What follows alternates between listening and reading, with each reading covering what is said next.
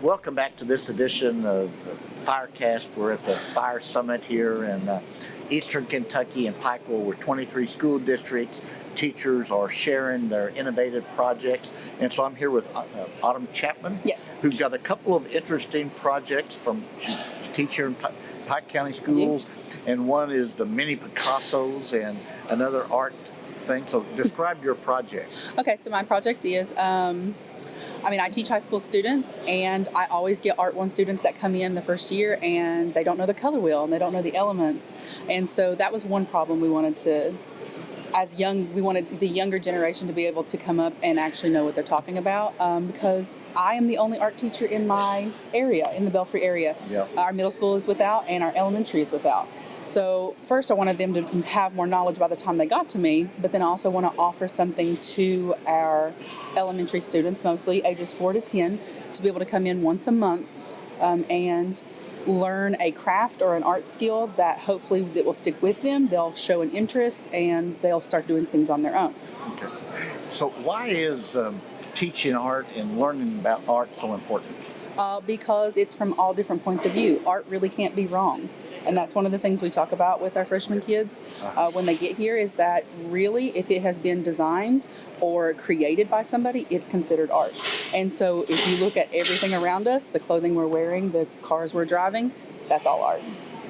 Yes. And so you were able to submit a grant, and you got it funded. So what are you using the dollars for? We're using the money for actual supplies. So like this last Saturday, we did the first one in October. Students were able to come in.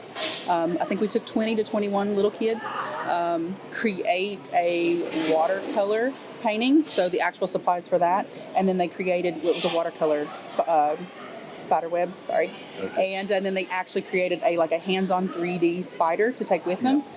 We also use the money to provide refreshments or a meal, which is good for our area. We're considered low income, and so the students who are coming will at least be provided with at least a meal on a Saturday. So you use that one term, Many Picasso. Why Picasso? I just like the name.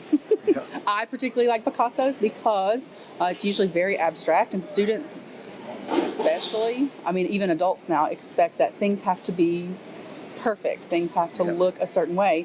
And we have proof from Frida Kahlo and Pablo Picasso that things can be abstract and abnormal and different and still be considered beautiful. And then I think it's interesting, Pablo Picasso in particular, when you look at what he first did, very realistic things. And then gradually the Cubism, and then the other things are very abstract. The Rose period, the Blue period. So it's interesting how you watch this transformation of him as an artist, same way Leonardo da Vinci. So that's also an educational component to studying art. Yeah, he has a long-standing, wasn't just a one-hit wonder, is what I tell the kids. He's not just a one-hit wonder. And then, yes, like with Da Vinci, like a Renaissance man. We can be mathematicians and engineers and inventors and artists. So why did you decide to go into teaching? Because I love art so much. I love art so much, and I had the skill, and I wanted to be able to not only show that off for myself, but then be able to share that with somebody else. So really, with the grant this year, we are doing that for the younger kids, but I should add that my advanced students are who are teaching that, not me. Okay, good. So my students that I have in class, juniors and seniors, will learn a concept or a skill or a project from me, but then turn around and they are the ones teaching the little kids. So then they kind of get that same joy that I get when I teach them, when they are passing something on to somebody. And they may be future art teachers. Exactly. Well, and this would go ahead and say, for example, if they thought about teaching and then they do this with us a couple of Saturdays and then say, no, I don't want to do that anymore, it kind of gives them a little hands-on experience. Okay. Well, thank you for being on our program. Thank you. And thank you for everything that you're doing. This is exciting. Yes, thank you. We're excited. Yeah.